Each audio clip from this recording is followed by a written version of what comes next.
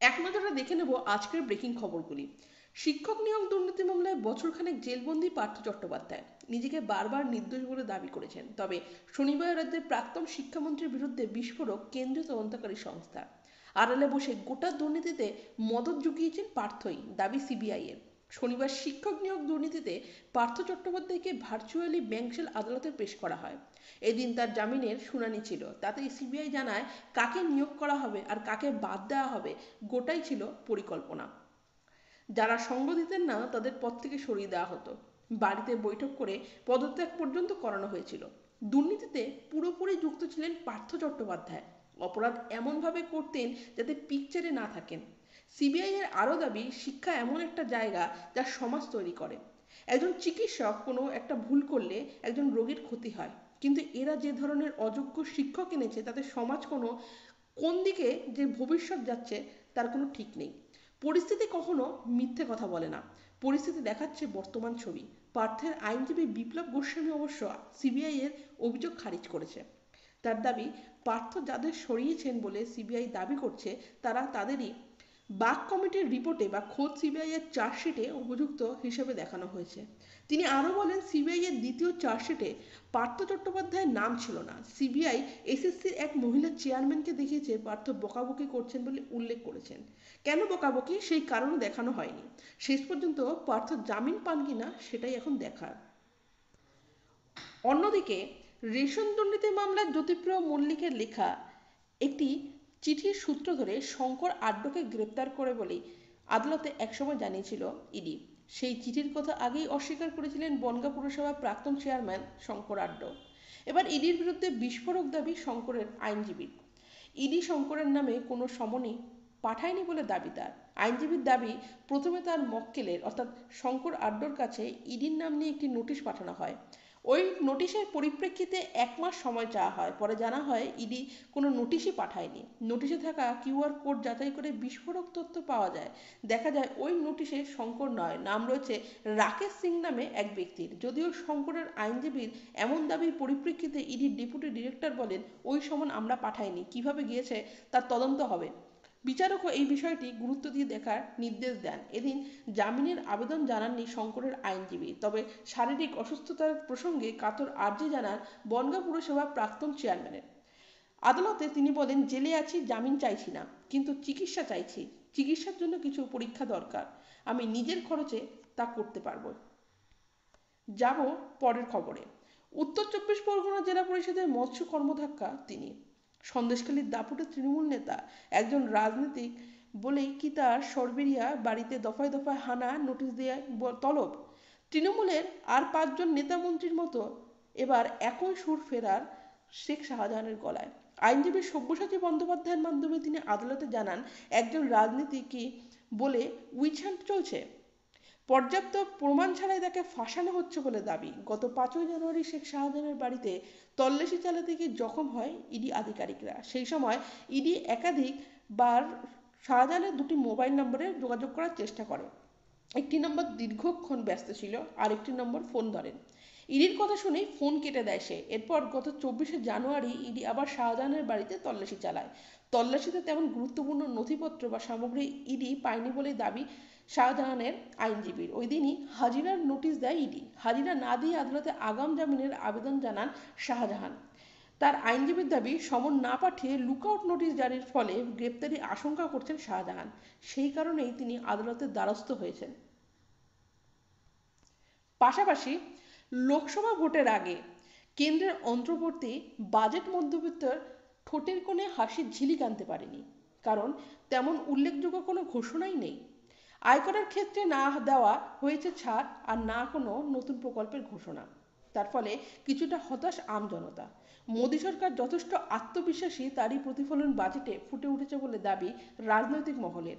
তবে নারীর ক্ষমতায়ন ও নারী শক্তির ওপর জোর দিয়েছেন নির্মলা সীতারাম। ক্ষমতা গত 10 বছরে গতি পেয়েছে বলে দাবি তার। লাখপতি দিদির লক্ষ্যমাত্রা 1 কোটি থেকে বাড়িয়ে 3 কোটি করা হয়েছে। তাতে যথেষ্ট খুশি স্বনির্ভর গোষ্ঠীর সঙ্গে যুক্ত মহিলারা। এই প্রেক্ষাপটে আগামী 8ই ফেব্রুয়ারি রাজ্য বাজেট। ওয়াকিবহাল মহলের মতে মমতা সরকারের এই বাজেটে কেন্দ্রের লাখপতি দিদি বনাম রাজ্যের লক্ষ্মীর ভাণ্ডারের হাড্ডাহাড্ডি লড়াই হবে। বরাদ্দ হয়তো এক ধাক্কায় অনেকটা বাড়বে বলেই মনে করছেন কেউ কেউ। মা মাটি মানুষের সরকার ক্ষমতার আসার পর থেকে নারী ক্ষমতায়নে নানা পদক্ষেপ করেছেন মমতা বন্দ্যোপাধ্যায়। কন্যাশ্রী, রূপশ্রী, লক্ষ্মীর ভাণ্ডারের মতো প্রকল্প রয়েছে বাংলায়। 2021 সালের নির্বাচনের আগে লক্ষ্মীর ভাণ্ডার প্রকল্প চালুর প্রতিশ্রুতি দেন মমতা বন্দ্যোপাধ্যায়। প্রতিশ্রুতি বাস্তব রূপ পায় সে বছর নভেম্বরে। এই প্রকল্পে তপশিলি জাতি উপজাতি উপভোক্তা হিসাবে মাসিক 1000 টাকা এবং অন্যান্যদের 500 টাকা করে দেওয়া হয়। শুরুতে এই ভাতা পেতেন 25 থেকে 60 বছর বয়সীরা। 60 বছর পেরিয়ে গেলে তারা পেতেন বার্ধক্য ভাতা। তবে বর্তমানে ষাটোর্ধ্বরা বার্ধক্য ভাতা সহ লক্ষ্মীর ভাণ্ডার প্রকল্পের মাসে 1000 টাকা পান। প্রতি মাসে সরাসরি অ্যাকাউন্টে জমা পড়ে প্রকল্পের টাকা। তাতে উপকৃত কোটি কোটি মহিলা। দেখব পরের খবর। একসময় তার কংগ্রেস ঘনিষ্ঠতা ছিল সর্বজন বিদিত। কেজরিওয়ালের আপের প্রতিষ্ঠাতা সদস্য হওয়া সত্ত্বেও মতানৈক্যের জেরে দল ছেড়ে বেরিয়ে নিজের রাজনৈতিক দল তৈরি করেছিলেন। স্বরাজ অভিযান নামে সেই দল দিল্লি নির্বাচনে অংশগ্রহণও করে।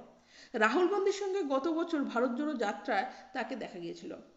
দিল্লির সেই রাজনীতিক যোগেন্দ্র যাদবকেই এবার দেখা গেল কলকাতার রেড রোডে তৃণমূল সুপ্রিমো মমতা বন্দ্যোপাধ্যায়ের ধর্ণা মঞ্চে। বিজেপি বিরোধী লড়াইয়ে অগ্রণী ভূমিকা নেওয়ার জন্য মমতাকে ভরিয়ে দিলেন প্রশংসায়।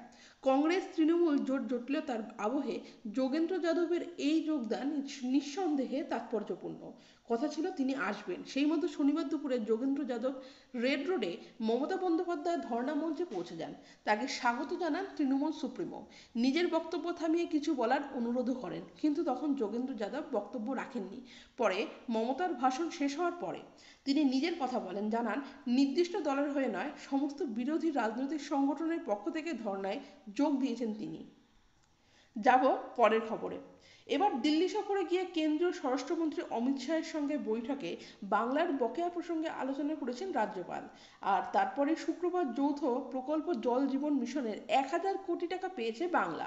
শনিবার তিনি দিল্লি থেকে কলকাতা ফিরে জানালেন, আমি শুধুমাত্র একটা মাধ্যম, এটা সবেমাত্র শুরু। আপনি আরও ইতিবাচক বিষয়ে জানতে পারবেন খুব শীঘ্রই। পাশাপাশি বিরোধী দলনেতা শুভেন্দু অধিকারী কটাক্ষের জবাব দিয়েছেন রাজ্যপাল সিভি আনন্দ বোস। তার কথায়, আমি বাংলার মানুষের স্বার্থে রয়েছে, কোনো নির্দিষ্ট সরকারের পক্ষে নেই। আমার সঙ্গে সরকারের সম্পর্ক হচ্ছে, সরকার যাই করুক না কেন আমি সমর্থন করব। শুক্রবার রাজ্যপালের এই ভূমিকা নিয়ে সমালোচনা করেছিলেন বিরোধী দলনেতা শুভেন্দু অধিকারী। রাজ্য নির্বাচন কমিশনের সামনে সাংবাদিক বৈঠকে তিনি বলেন, রাজ্যপাল অনেক কথা বলেন, কেউ গুরুত্ব দেন না। বৃহস্পতিবার জগদীপ ধনকর অমিত শাহের সঙ্গে দেখা করে বাংলার হয়ে সওয়াল করেছেন বোস। কখন প্রেম প্রীতি ভালোবাসা, আবার কখন ঝগড়া, আমি বলতে পারবো না। আসলে এই দুজনের সঙ্গে দেখা করেই রাজ্যপাল বাংলার বকেয়ার কথা বলেছেন, আর সেই কারণেই তিনি বিজেপির এমন সমালোচনার মুখে পড়েন। চোখ রাখবো পরের খবরে। সন্দেশখালী ফেরার তৃণমূল নেতা শেখ শাহজাহানকে ফের নোটিশ ইডির। আগামী সপ্তাহে হাজিরার নির্দেশ দেওয়া হয়েছে তাকে। এবার ইমেল মারফত তাকে নোটিশ পাঠানো হয়েছে। এর আগে তল্লাশিতে গিয়ে তার বাড়ির সামনে নোটিশ টাঙিয়ে এসেছিল কেন্দ্রীয় তদন্তকারী সংস্থা। রেশন দুর্নীতি মামলা তদন্তে গত 5ই জানুয়ারি সন্দেশখালীতে শেখ শাহজাহানের বাড়িতে তল্লাশি চালাতে গিয়ে আক্রান্ত হন ইডি আধিকারিকরা। সেদিন থেকেই নিখোঁজ শাহজাহান। এরপর 24 তারিখও সেখানে গিয়ে ইডি তল্লাশি চালায়। শাহজাহানের তালাবন্ধ বাড়ির সামনে তাকে ইডি দপ্তরে হাজিরার নোটিশ টাঙিয়ে দিয়ে আসে, কিন্তু সেই নোটিশে সাড়া দেননি সন্দেশখালীর তৃণমূল নেতা।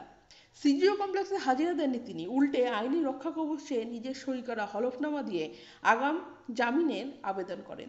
তিনি আগাম জামিনের আবেদন জানান ব্যাংশাল কোর্টের বিশেষ ইডি আদালতে। শেখ শাহজাহানের সই করা হলফনামা আদালতে পেশ করে তার আগাম জামিনের আবেদন জানিয়েছেন আইনজীবী জাকির হোসেন। শনিবার ব্যাংশাল আদালতে মামলার শুনানি। বারাসাত আদালতের দ্বারস্থ হয়েছেন তৃণমূল নেতা। দেখব পরের খবর।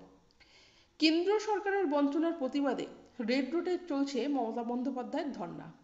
শুক্রবার রাত ধর্ণা মঞ্চে কাটিয়েছেন মুখ্যমন্ত্রী। শনিবার সকালে তৃণমূল সুপ্রিমোকে প্রাতঃভ্রমণ করতে দেখা যায়। তখনও মানুষের সঙ্গে কথা বলেছেন তিনি। তার এই আন্দোলন সঠিক বলে প্রাতঃভ্রমণে আসা মানুষজনকে জানিয়েছেন। তাতে আরও অক্সিজেন পেয়েছেন মুখ্যমন্ত্রী। এরপরই ময়দান সংলগ্ন এলাকার বাস্কেটবল খেলেছেন। তাদের সঙ্গে বল নিয়ে হালকা মেজাজে দেখা যায় মুখ্যমন্ত্রীকে। এই দৃশ্য দেখে অনেকে এগিয়ে আসেন, মুখ্যমন্ত্রী কেমন আছেন খোঁজ খবর নেন, কেউ কেউ নমস্কার জানান। এদিকে শনিবার ভোরে যথেষ্ট কুয়াশা ছিল। বিমানবন্দর থেকে উড়ান ছাড়তে দেরি হয়, কিন্তু ওই কুয়াশাকে গায়ে মেখেই দৃঢ় মেজাজে মুখ্যমন্ত্রী মমতা বন্দ্যোপাধ্যায় রেড রোড চত্বরে হেঁটে চলেন। আত্মবিশ্বাসের সেই হাঁটা দেখেই অনেকেই অবাক। ধর্ণা মঞ্চে রাত কাটিয়ে সকালে রেড রোডে এক প্রান্ত থেকে অপর প্রান্তে হাঁটতে বেরোন মমতা বন্দ্যোপাধ্যায়। তখন বাস্কেটবল গ্রাউন্ডে খেলা করছিল কয়েকজন, সেখানে যান মমতা বন্দ্যোপাধ্যায় আর বাচ্চাদের সঙ্গে কথা বলেন, বাস্কেটবলও খেলেন। আর তারপরেই শটান হাঁটা, গোটা রেড রোড হাঁটেন তিনি। তারপর তিনি ফিরে যান ধর্ণা মঞ্চে। আজ কলকাতা পুলিশ কমিশনার এখানে উপস্থিত ছিলেন। পরের খবর, জরায়ু মুখে ক্যান্সারে আক্রান্ত হয়ে মৃত্যু হয়েছে পুনম পান্ডের। শুক্রবার বেলা 11টা নাগাদ এই খবর ছড়িয়ে পড়ে সোশ্যাল মিডিয়ায়। 32 বছরের নায়িকার এই আকস্মিক মৃত্যু ঘিরে দানা বেঁধেছিল রহস্য। অবশেষে জবাব দিলেন পুনম নিজেই। হ্যাঁ, বেঁচে আছেন পুনম পান্ডে। মৃত্যুর ভুয়ো খবর ছড়িয়েছেন নিজেই। ভিডিও বার্তা জারি করে জানালেন মৃত্যুর ভয়ে খবর ছড়ানোর কারণ। ভিডিও বার্তায় পুনমকে বলতে শোনা যায়, আমি ক্ষমা চাইছি আমার জন্য যে অসুবিধা হয়েছে, যারা আমার জন্য আহত হয়েছেন। কিন্তু আমার অভিপ্রায় ছিল সকলকে শক দেওয়ার, কারণ আমরা সার্ভিক্যাল ক্যান্সার নিয়ে সচেতন নই। সেই কারণে আমি মৃত্যুর মিথ্যা নাটক করেছি। জানি হয়তো বিষয়টা বাড়াবাড়ি, কিন্তু এর জন্য হঠাৎ করে জরায়ুর মুখ ক্যান্সার নিয়ে কথা বলেছে। ভিডিও ভালো লাগলে অবশ্যই লাইক, কমেন্ট ও সাবস্ক্রাইব করবেন।